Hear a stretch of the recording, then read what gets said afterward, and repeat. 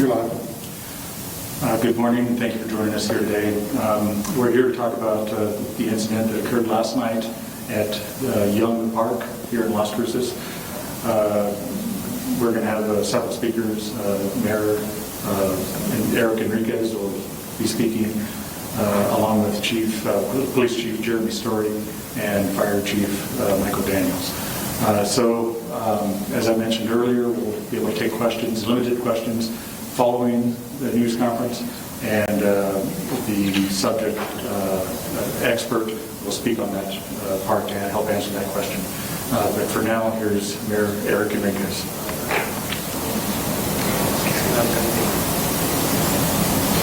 Hello, thank you all for being here. Today we mourn a tragic, a senseless, a horrible event that happened in our city last night. Several individuals were wounded, 3 of them deceased that we know. A senseless death. Our hearts go out to the victims, the family, their loved ones, friends, and to our community. A heartfelt condolences to all. This is a sad day for our community, as I've said. There's no place for violence like this in our community, and we will continue to work tirelessly to make our community safe with our Las Cruces Police Department and the other agencies. I want to thank the other agencies that responded last night, FBI, ATF, Doñana County, State Police. All the agencies came together to assist our local police department and our fire department that responded. But I want to ask the community to gather together, to stand strong and united as we try to heal and face this tragic event that took place in our city. We need to stand strong. We need to come together. So please help us to heal and join me in my thoughts and prayers for the families and those lives that have been lost. Thank you. And thank you, Mayor. Now, Las Cruces Police Chief Jeremy Story.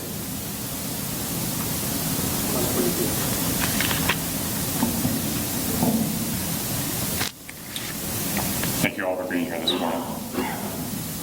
I want to begin by thanking our law enforcement partners who assisted us during this tragedy and the chaos that ensued last night. Thank you to New Mexico State Police, the Doñana County Sheriff's Office. Thank you to the FBI and ATF who were there last night and continue to help us with this investigation. This news conference is to give an update on a mass casualty incident, mass shooting that occurred last night on 3/21/2025 at Young Park, which is located at 1905 Nevada Avenue. There was an unsanctioned car show at the park prior to the shooting. The call for the gunshot victims came in at approximately 10:10 p.m., again on 3/21/2025. The investigation so far reveals that there was an altercation between 2 groups of people, and that altercation escalated to gunfire between both groups. Several other people were also injured in the crossfire. Officers arrived on the scene and began treating people immediately while trying to deal with the chaos of that situation. Bystanders, some of them had already started administering treatment. Las Cruces Fire arrived very quickly, and they began immediately rendering aid despite the fact that the scene was not secure yet. Las Cruces Fire Chief Michael Daniels will give a quick summary here in a minute of the treatment that was provided and some of the transport.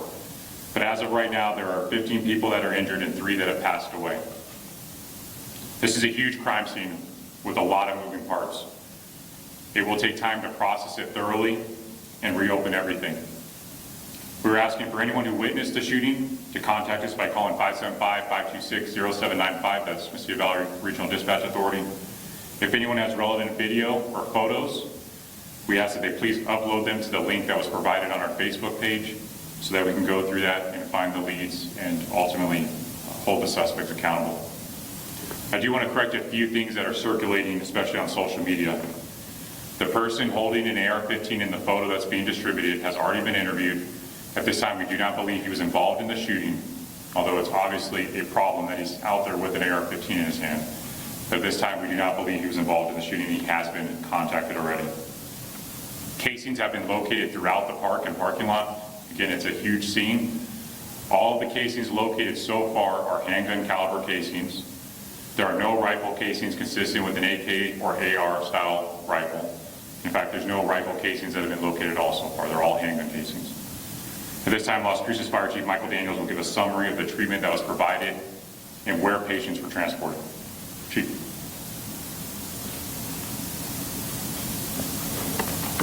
Good morning and thank you. As of right now, last night we had 25 members of Las Cruces Fire Department that responded to the incident. We had members from our local partners, American Medical Response, and Native Air, who assisted in the transport and movement of victims, as well as all 3 local hospitals affected. As Chief Story said, we have 18 total victims, and as reported in the news release, ages ranging 16 to 36. 7 patients were treated on scene. 11 patients presented to local departments. 2 were pronounced dead on scene. 4 were transported locally, and 1 was flown to El Paso for treatment. The overall status that we have for right now is 3 patients are deceased. 7 have been sent from local hospitals to El Paso for further treatment. 4 patients have been treated and released. And we don't have a status for the remaining 4 patients at this time. We're waiting on updates from our local hospitals. Thank you. Thank you, Chief. This horrendous, senseless act is a stark reminder of the blatant disregard people in New Mexico have for the rule of law and order. It's also a reminder of just the utter lack of fear of accountability in New Mexico. As angry as I am right now, this news conference will not be political. There will come a time to talk about the failures that led to this tragedy and so many others in New Mexico, but now is not that time. There are 3 priorities right now. The first priority is to support the families and loved ones of those who are affected. Some of them need prayers as they go through the loss of a loved one and they grieve. Others need your prayers as their loved ones fight for their lives in hospitals throughout the borderland. There are a lot of hurting people right now in our community. Our next focus is the apprehension of those involved and those responsible for this atrocity. We will find each and every one of them, and we will hold them accountable to the criminal justice system. We also need to do a thorough and meticulously documented investigation. This goes hand in hand with holding those people responsible and accountable. There's still a lot that is unknown and being pieced together. And we will try to answer the questions we can, but we will not speculate or give opinions that are not based on facts.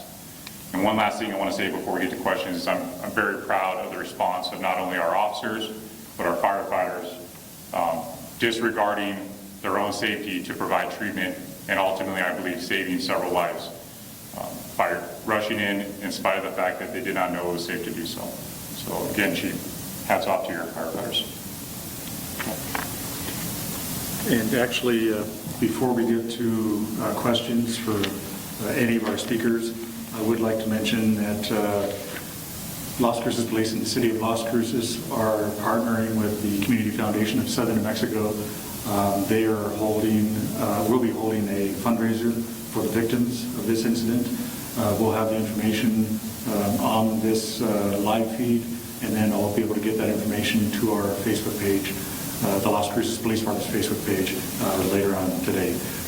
If you would, when I come up to you, mention your name and your affiliation, and then ask your question. And we'll start over here on this side. And while Dan is doing that, we'll try to have the appropriate person answer the question if we can, again, based on what we know at this time. Hi there, this is John Coker with KRWG Public Media. I was just wondering, you mentioned there was an altercation between 2 groups. Has there been any arrests in connection with what happened last night, or anyone detained? There have not been arrests or anyone detained. We have leads that we're pursuing, but we are also asking the public or anyone that might have information to please provide that to assist us. Algernon DeMassa, Albuquerque Journal. Do you have a sense of how many casings have been collected so far?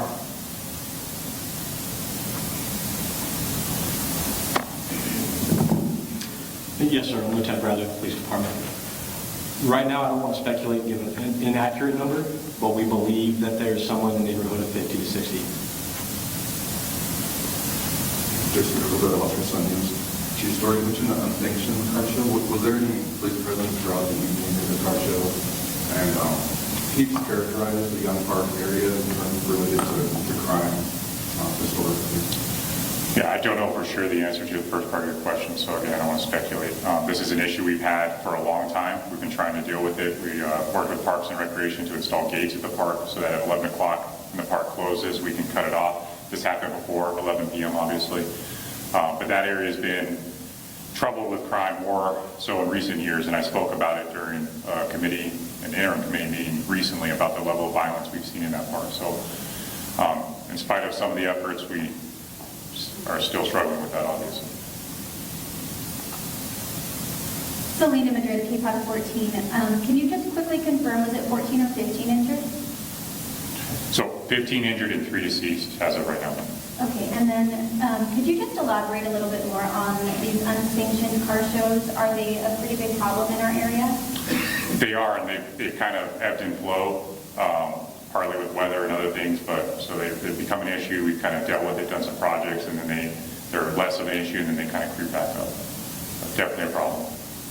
Jesus Golazar, KTSM News. The people who were killed, do we know if they were exchanging gunfire running away as the shots were being fired? I cannot answer that. Lieutenant Bradley can provide at this time that we can verify. Alejandro again, Albuquerque Journal.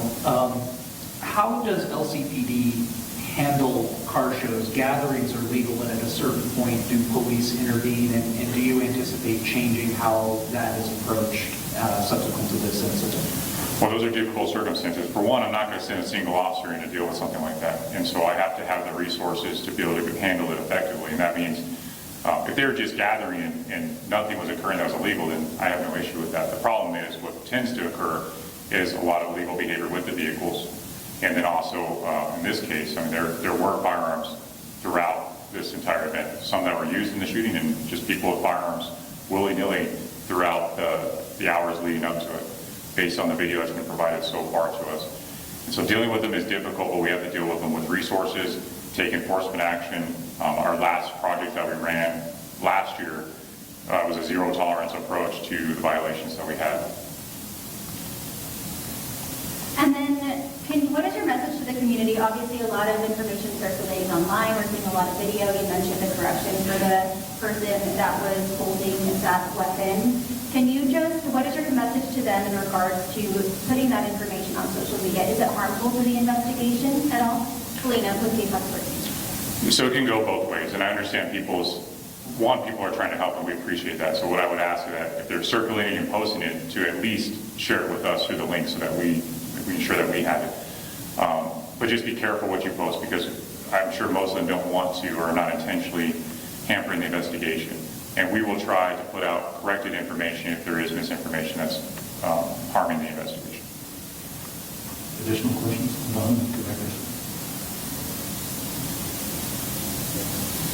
Justin Garcia, Albuquerque Journal. Can you, you touched on this before, but I'm sure you're aware that these illegal car shows happen very frequently in the Young Park parking lot. Can you kind of explain why there's not more police presence in these sorts of scenarios? And then my follow-up question is, one of the people who I spoke to who was at the event mentioned that typically the process is as soon as their racing begins or any kind of like doing donuts in the parking lot begins, that's usually when the police department comes in and sweeps through the area, but that didn't occur this time. Yeah, so the answer is if I had, in a perfect world where I had 220 police officers like I'm supposed to, it probably would have been different last night. But I had no units available for most of the night prior to the shooting. And so, logistically, I got what I got, right? If I don't have any officers available, they can't respond. And so I wish it would have been different, but it wasn't for lack of trying or because we didn't want to respond. Hello, Miguel Contreras from Univision. With all the caskets found, are they all born from the same arm, or are we looking at multiple arms being used in this event? We don't know how many firearms, but definitely more than one. There's multiple firearms that were involved. This is Josué with Telemundo. Information, any description of the person of interest regarding the shooting? We have very limited information right now. I'm not sure there's anything I can put out that's going to be accurate. We're still trying to vet the information. So if we have something to put out, we will update it after the news conference. Other questions? Can we approach? This is Baltasar, KTSM News. Can you confirm if we were out there last night and if all the shooting occurred in the parking lot? I saw investigators also go to the area of the park just to look around. Lieutenant Bradley answered. So to answer your question, sir, is right now, the majority of the shooting did take place in the parking lot. However, we did find fire cartridge casings throughout the parking and restroom areas and down towards the streets. We are still continuing to canvass and make sure that there are no other casings throughout the park. As you're well aware, it's a very large park, so it's taking time to do meticulously. Justin Garcia, the Attorney General. The city has invested in park rangers for parks, and I'm just curious, were they at all involved in this? Was that something that was on the radar? Can you just kind of fill us in on that? Now, our park rangers just graduated the academy. Now they're doing their field training program. So unfortunately, it takes a lot to produce even someone who's a non-sworn officer or non-commissioned officer. So they're not out actively on their own right now. Thank you. Jessica Gonzalez with the Las Cruces News. Chief, if you have any details about what might have initiated the altercation, and as a follow-up question, how many people approximately were in the park at this time? So for the first part of the question, we know that there was some type of ill will between these groups prior to last night. So they had some issues before, and it escalated last night. As far as an estimate, do we have an estimate? Approximately 200, but again, that's an approximation. Okay, additional questions? John with KRWG again. Just to follow up a little on what Justin was talking about, besides the park rangers, what steps has LCPD taken in recent months to improve safety in parks, especially at night? Has there been any sort of effort in that way? Yeah, so I already mentioned at Young Park specifically, we work with Parks and Recreation to install those gates so we can close off the parking lot when it closes by ordinance. And so we've been doing that. Unfortunately, somebody hit one of the gates pretty early on and it's damaged and has to be repaired. The other thing that we're in the process of is installing technology in the parks as part of our real-time crime center, which is already paid for, but unfortunately has not been installed yet. That would have been very, very helpful in this situation, but it wasn't there yet. Any other? Okay, I think we're done. Again, remember, we'll be posting a link on our police department's Facebook page. That will be a link to the fundraiser. We appreciate any shares that can help with that. And also, as far as another news conference, we probably will have another one. We'll be on the schedule right now. Keep watching for news releases and/or information on our Facebook page.